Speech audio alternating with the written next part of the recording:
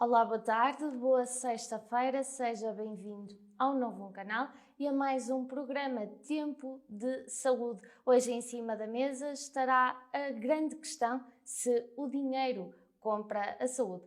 Para esclarecê-la e falar melhor desta questão, temos na nossa companhia o Dr. Dinis Carmo. Boa noite, doutor. Olá, Fátima, boa noite também aos telespectadores. Como sempre aqui para nos esclarecer estas dúvidas e há quem diga que o dinheiro não compra saúde, mas a verdade é que o doutor veio aqui para desmistificar essa frase popular, digamos.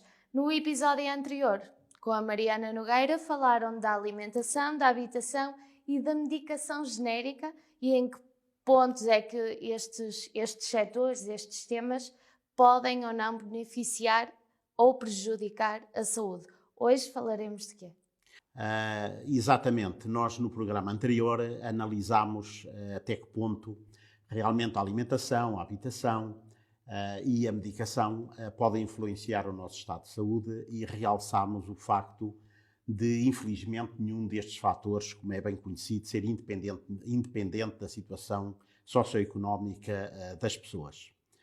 Hoje vamos continuar a nossa análise vendo o que é provável que aconteça à luz do Portugal 21, no caso de um cidadão ter um problema mais sério e necessitar de uma intervenção cirúrgica.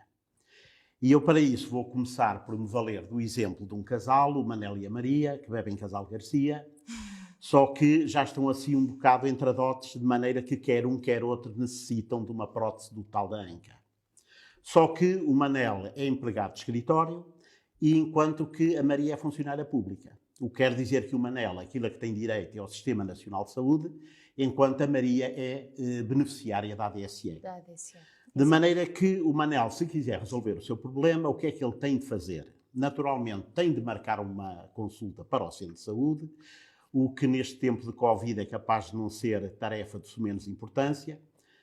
Vai ver o médico, o meu colega passa-lhe uma requisição de um exame à anca, uma Neste radiografia. caso, o médico de família, não é? Um médico de família. Ele sai do consultório, vai tratar de fazer o exame, depois tem de marcar uma nova consulta, voltar novamente ao centro de saúde, e o meu colega diz-lhe, olha, efetivamente o Sr. Manuel tem a anca muito gasta, e eu presumo que isto só com uma intervenção cirúrgica é que se pode resolver, de maneira que eu vou inscrevê-lo para ter uma consulta de ortopedia no hospital da sua residência. O Manel fica à espera da consulta de ortopedia. Quando finalmente vai à consulta, o meu colega vê-o e confirma o diagnóstico e diz-lhe, olha, realmente o senhor necessita de uma prótese da anca, tem a anca muito gasta, de maneira que eu vou inscrevê-lo na lista de espera para a cirurgia. O Manel fica inscrito na lista de espera e espera um mês, espera 2, espera 3. Eventualmente, se ele esperar há 6 meses e não o chamarem, pelo menos teoricamente terá direito a receber em casa um Valsigic que lhe permitirá ser operado num hospital privado que tenha para o efeito acordo com o Sistema Nacional de Saúde. Mas vamos imaginar que corre tudo bem, o Manel vai ser operado no hospital. Aqui, naturalmente, que ele não tem qualquer capacidade de decisão, nem acerca da equipa cirúrgica que o vai operar, Nem do dia, nem do dia, nem da hora, e muito menos do material que lhe vai ser implantado. Portanto, o dia e a hora será aquele que lhe marcarem, a equipa médica será aquela que estiver de serviço nesse dia. Exato. E relativamente ao material, é aquilo que o hospital tem adjudicado, sabendo nós que, de uma maneira geral, estas adjudicações obedecem apenas a um único critério, que é o mais barato. Depois de ser operado, o Manel ainda tem mais 2 problemas, que são as consultas de pós-operatório, porque, como nós sabemos, isto não é só operar, isto depois é preciso dar continuidade, é preciso prestar assistência ao doente, e depois também, muito provavelmente, ele terá necessidade de fazer fisioterapia, o que pode ser outra dificuldade, porque o hospital pode não ter vagas, pode não ter serviço de fisioterapia para doentes externos. Curiosamente, alguns hospitais têm serviço de fisioterapia externo e não têm para os doentes internos. Enfim, mas vamos imaginar que vai correr tudo bem. Estamos aqui a falar de um processo entre a primeira consulta e a fisioterapia de anos. Vá lá, também Ou não de é um preciso ano. sermos Um tão ano, pessimistas, 2 digamos, anos. a correr bem, talvez uns 2, 3 anos. Se esperar 6 meses pela operação, certamente que Claro, será mais de um será ano. mais do que um ano. Vá lá, vamos falar 2, 3 meses, 2, 3 anos, já não vamos ser assim tão pessimistas. Ora bem, já a Maria, como eu disse, é beneficiária da ADSE. De maneira que o que é que ela faz? Dirige-se de imediato a um hospital privado que tenha acordo com a ADSE. E como realmente estas clínicas têm florescido pelo território nacional como cogumelos, com um bocadinho de sorte, é bem provável que a Maria consiga encontrar uma clínica destas num raio de 50 a 100 metros da sua casa. De maneira que ela vai lá, dirige-se à recepção, fala com a menina e diz assim: olha, vocês aqui têm mais que um ortopedista, não têm? Ah, temos aí pelo menos uma dúzia. Olha, e então qual é o mais simpático? E a moça responde: olha, qual é o mais simpático? Não sei, mas olha, o doutor Pedro até é loiro e tem olhos azuis. De maneira que a Maria diz logo: olha, é isso mesmo que me convém, então faz favor, marca-me consulta para o doutor Pedro. A Maria vai à consulta e o doutor Pedro diz-lhe: olha, a senhora vai lá abaixo fazer uma radiografia e depois volta para cima, porque eu daqui por meia hora já tenho o resultado aqui no computador. A Maria volta para cima e o doutor Pedro diz-lhe: olha, a senhora realmente tem a anca muito gasta, precisa de uma prótese da anca, quer ser operada já para a semana? E a Maria ou diz que sim, ou diz que não. Pode ser que lhe convenha, ou então, se às vezes achar que aquilo realmente é depressa demais, marca para dali a 15 dias e vai ser operada. Pronto, relativamente ao pós-operatório e à fisioterapia, com certeza que não terá problema absolutamente nenhum, porque de certeza que o hospital privado tem a fisioterapia à sua disposição. O que quer dizer que, uma vez mais, na ausência de complicações e com tudo a correr bem, a Maria Será de provavelmente forma célere. terá exatamente o seu problema resolvido dentro, digamos, 3 meses. Portanto, vemos aqui a diferença clara e evidente de que o dinheiro, neste aspecto, mostra aqui a balança desequilibrada no que diz respeito ao tempo, às escolhas e a tudo o que diz respeito à parte operatória. Olha, as palavras são suas, eu não disse nada. Estou só a fazer uma pergunta. Mas olha, o que eu vou fazer é continuar com a história e agora vamos imaginar que não estamos a falar do Manela ou da Maria, mas estamos a falar de um senhor industrial, o CEO. O CEO vai à consulta, privada, naturalmente, e quando o médico lhe diz que ele precisa de fazer uma prótese da anca, ele diz-lhe o seguinte: doutor, o senhor tem a certeza? Tenha calma lá com isso. Sabe que eu já ouvi dizer que essas operações são muito complicadas. Podem dar infecções, podem dar rejeições, podem dar luxações, podem às vezes não durarem o tempo que se espera que essas operações duram. O que é que o senhor me diz? E o médico diz-lhe: olha, o senhor realmente nesse aspecto tem toda a razão, é evidente que estas operações, como todas as outras, estão sujeitas a algumas complicações, nomeadamente aquelas que o senhor citou, agora o senhor realmente não tem outra alternativa. De maneira que o CEO diz-lhe assim: olha, então o doutor se não leva a mal, olha, sim senhor, já que me diz que eu preciso ser operado, sim senhor, eu vou ser operado, mas vou a Londres. Ou melhor, eu se calhar até vou mesmo aos Estados Unidos. O que é que o doutor acha se eu fosse à Clínica Maio? E o meu colega diz-lhe: olha, realmente a Clínica Maio, como o senhor sabe, e se calhar por isso é que está a falar nisso, é efetivamente uma das clínicas mais conhecidas no mundo Mais inteiro. conceituadas. De maneira com certeza que se o senhor for à Clínica Maio ficará muito bem servido. De maneira que o nosso CEO mete-se no avião, vai à Clínica Maio, dirige-se à recepção e pergunta à menina: olha, aqui na Clínica Maio qual é o melhor ortopedista para fazer próteses da anca? E a recepcionista diz: olha, nós temos aqui o Dr. Peter, que se não fizer 10 a 15 próteses de anca por semana, ele até se sente mal disposto, de maneira que será a pessoa mais indicada para operar.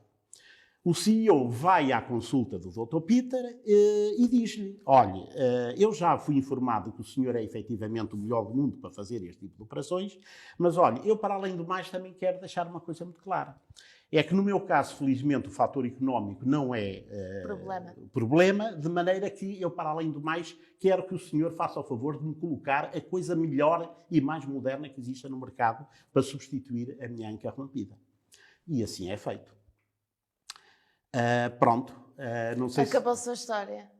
Acabou-se a história. Portanto, vemos aqui 3 patamares, afinal, não era só uma comparação, eram 3 patamares. Que se aliam também aqui àquilo que tinham falado no programa anterior da alimentação, da habitação e da medicação genérica. No operatório, no que diz respeito a operações, vemos aqui a comparação clara entre estes 3 indivíduos com 3 estilos de vida diferentes. E isso acontece depois também na recuperação destes casos. Olha, na recuperação, inclusivamente, até na esperança média de vida, porque nós tivemos até agora a falar de situações hipotéticas, embora muito reais, mas eu tenho alguns casos reais e concretos que lhe posso dar como exemplo. Olha, e um deles é nomeadamente uma pessoa de quem eu sou amigo, que conheço há muitos anos e que tenho acompanhado, de maneira que posso, digamos, ser testemunha, digamos, daquilo que vou dizer. E acontece que esse meu amigo, há cerca de 10 a 12 anos, teve um cancro no pulmão. Ele era um fumador inveterado e foi-lhe diagnosticado um cancro do pulmão. A coisa estava, pelos vistos, mesmo muito avançada, muito, como diz o povo, estava preta mesmo, não é? Porque, na altura, o meu colega terá chamado a esposa e ter-lhe dito que se preparasse porque o marido, na melhor das hipóteses, teria poucos meses de vida. De maneira que acontece que essa pessoa, apesar de não ser multimilionário, tem algumas possibilidades e rapidamente chegou à conclusão de que mais valia ser um pobre vivo do que um rico morto. De maneira que meteu os pés ao caminho, foi aos Estados Unidos, não foi à Clínica Maia, mas foi à Flórida, onde foi tratado num centro especializado de doença oncológica. Ora, isto foi há 12 anos e acontece que ele ainda está vivo. E não só está vivo, como mais. É que sabe como às vezes há certas pessoas que o mal é tomar-lhes o gosto. Há cerca de 6 anos arranjou outro cancro, desta vez não do pulmão, mas na próstata. De maneira que ele, segundo a mesma linha de pensamento, desta vez não foi aos Estados Unidos, foi a Madrid, onde foi tratado numa clínica onde, pelos vistos, vai o rei de Espanha, vão os jogadores do Real Madrid. Ele não foi lá por causa do rei nem dos jogadores, foi porque nessa clínica existia, nessa altura, uma máquina que era a única, nesse tempo, na Península Ibérica. Portanto, uma máquina que se chama CyberKnife, que os espectadores vão poder ver, e que consegue, digamos, fazer uma ablação do tumor através de radiação, que é dirigida, portanto, para o local onde se encontra o cancro e que é utilizada no cancro da próstata e, por exemplo, também em determinados tipos de cancro, nomeadamente a nível cerebral, que muitas vezes tem uma localização inacessível. Pronto. Acontece que isto foi há cerca de 6 anos e, mais uma vez, ele conseguiu, desta maneira, tratar a sua situação. Eu, por acaso, perguntei-lhe, na altura, em quanto é que esta brincadeira lhe tinha ficado, e ele confidenciou-me que, entre tratamentos, estadia, deslocações, etc., teria gasto qualquer coisa como 90 mil euros. Portanto, vemos aqui de forma clara e evidente que o acesso à saúde, apesar do Serviço Nacional de Saúde, não é efetivamente para todos desta forma e só mesmo quem tem possibilidades é que poderia fazer isto. E arrisco-me a dizer que provavelmente nem 20% dos portugueses conseguiriam no fazer. Bem, mais uma vez lhe digo, as palavras são suas, minhas. Eu continuo a não dizer nada.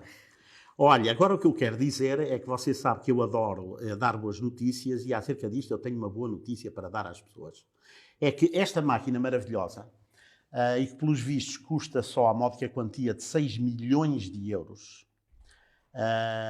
e isto, repare que estamos só a falar da máquina, depois é necessário a instalação, a preparação da formação e tudo aquilo que isto envolve. Claro. Sabe que neste momento esta máquina já existe em 2 instituições em Portugal, portanto já não é necessário ir a Madrid para fazer estes tratamentos.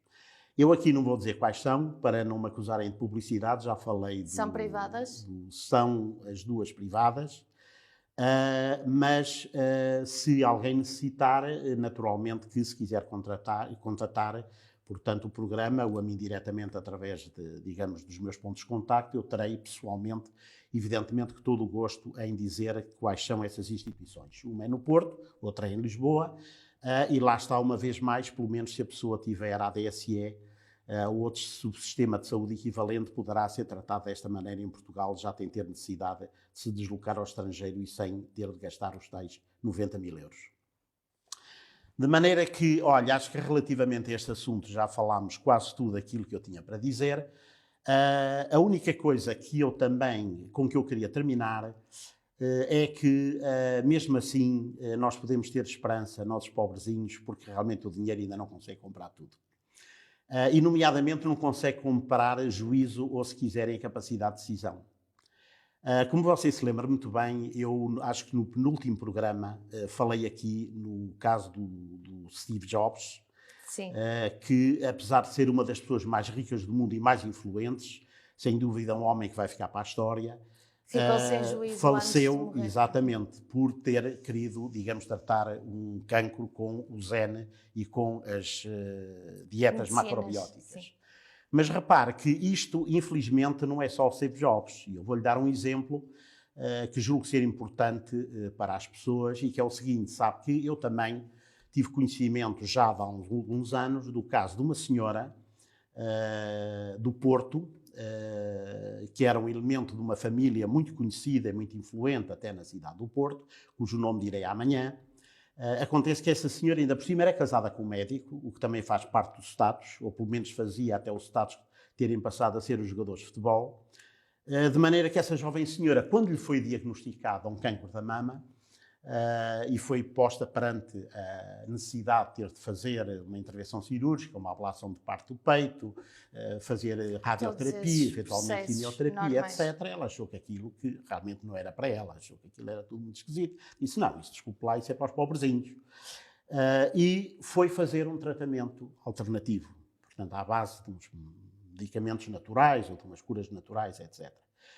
Escusado será dizer que já está a fazer companhia ao Steve Jobs, porque o que é natural nestas situações é morrer-se mesmo. De maneira que eu gostaria de deixar este alerta realmente às pessoas, porque isto é uma coisa que nós também já tivemos a ocasião de falar aqui no programa, que está hoje em dia muito na moda, mas é preciso muito cuidado, porque realmente há determinadas coisas com as quais não convém brincar, e se elas não são levadas muito a sérias e tratadas muito atempadamente, há muitas altas probabilidades de acabarem de maneira muito negativa. E com a saúde não se brinca, principalmente não em se casos devia brincar. como não o se cancro, devia brincar. em que os estudos estão imensamente avançados e, portanto, se houvesse outra alternativa para além daquelas que já existem no mercado, entre aspas, com certeza que seriam a alternativa principal. Sem dúvida. Sabe que eu acho que já também tive ocasião de dizer aqui no programa que se nós tivéssemos asas, com certeza que ninguém se incomodava a inventar aviões.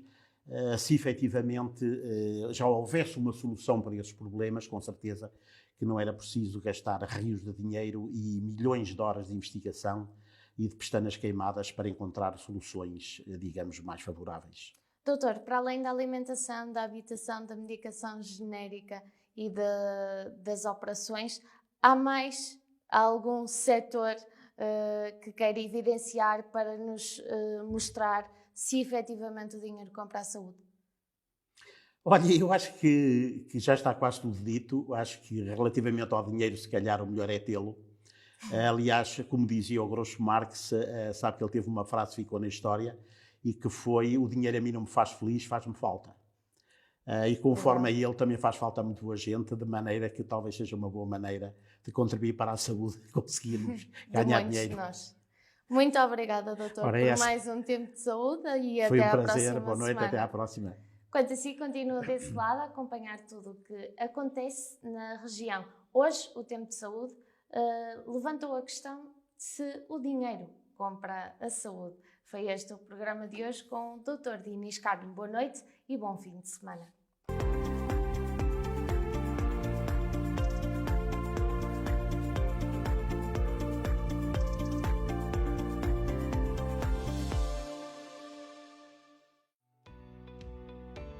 Novam Canal. Sempre novam, sempre seu.